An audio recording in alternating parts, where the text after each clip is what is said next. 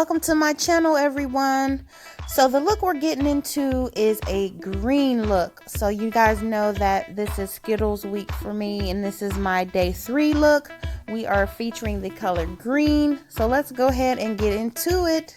Thank you for watching. Please hit the like and subscribe button, and I hope you enjoy.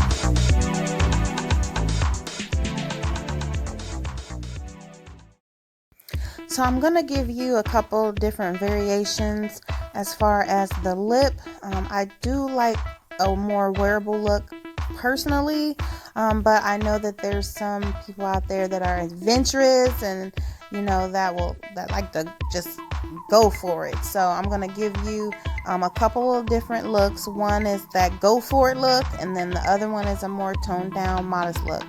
So the first look was just our nude look.